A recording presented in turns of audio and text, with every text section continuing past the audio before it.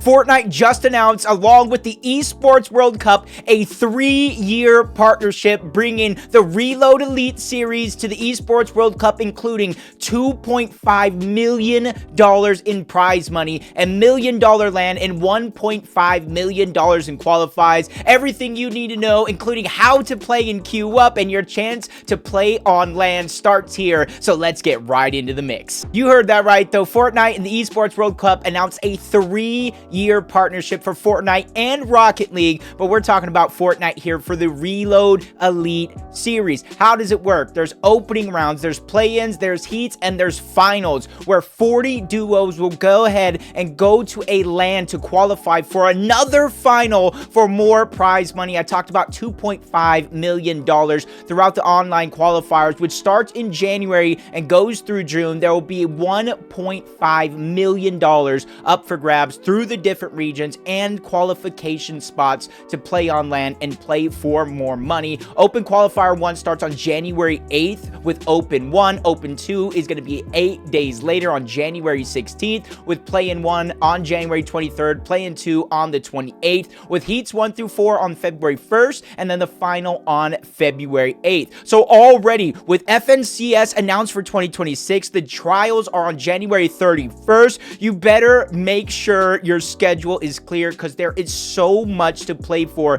and so much up for grabs. That's only Qualifier 1. Qualifier 2 starts February 13th all the way to March 1st. Qualifier 3 is May 1st all the way to May 17th. And then the last qualifier is Qualifier 4. That's on June 12th through June 28th. A lot of this mixes in pretty well with what's going on in the FNCS. So even during the off seasons, you still have something to play for. You still have something to watch. It is going to be zero build, though. It is a duo zero build competition. So already you can plan from January all the way up until June when it comes to the Esports World Cup. You can plan from January all the way to September, even November if you plan on qualifying for globals for FNCS. So for 2026, Fortnite competitive is stacked with almost over $14 million in prize money, and that's just coming from Fortnite itself, no third parties. So you got to imagine how stacked 2026 is going to be. For each and every single one of these opens, there will be 12 matches for you to play through, and then it's the top placing teams within those matches. In EU, it is top 2,000,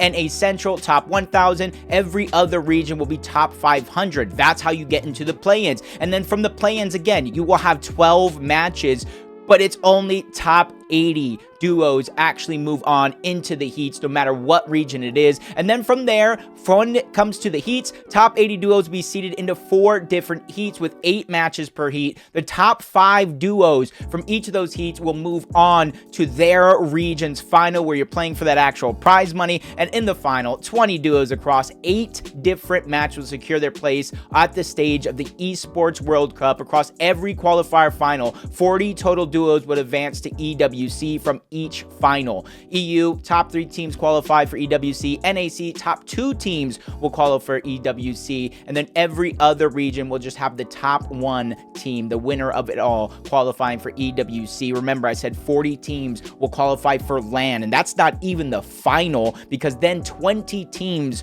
will be narrowed down to reach the actual final. So this is giving me globals vibes. Back when we had that 3-day tournament, the upper and the lowers, you had to qualify for the actual grand finals. That was 6 games. This is Reload. This is 8. I'm loving what they're doing with this so far, but let's take a look at that juicy prize pool. I talked about $1.5 million spread across the open qualifiers, spread across the different regions. First place on EU would take home $30,000, all the way down to 20th place, actually, where you'll get $1,000. NAC, $20,000, all the way down to $500. Brazil and NA West actually have a little bit more of a prize pool than the other smaller regions, where first place will take home $6,000 all the way down to $500, just like NAC. And then the remaining regions, OCE, Asia, Middle East, first place would take home $3,000 and then $300 for that 20th place finish. So again, $1.5 million up for grabs. I know we've seen the Reload Victory Cups. I know we've seen the Skin Cups before,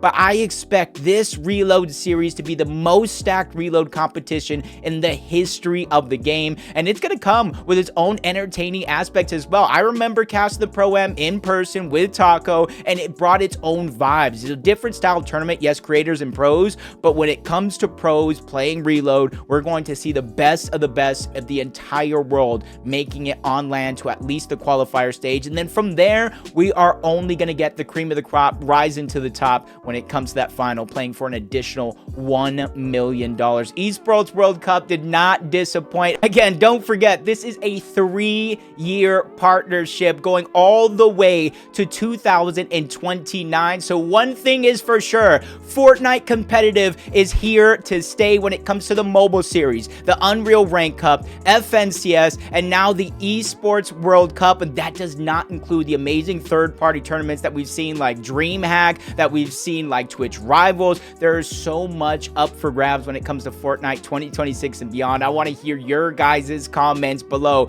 Let me know what you think of the upcoming year for Fortnite competitive. Let me know who your duo is going to be, or if you're just a fan like myself and love to watch, let me know who you think is the top player going into next year.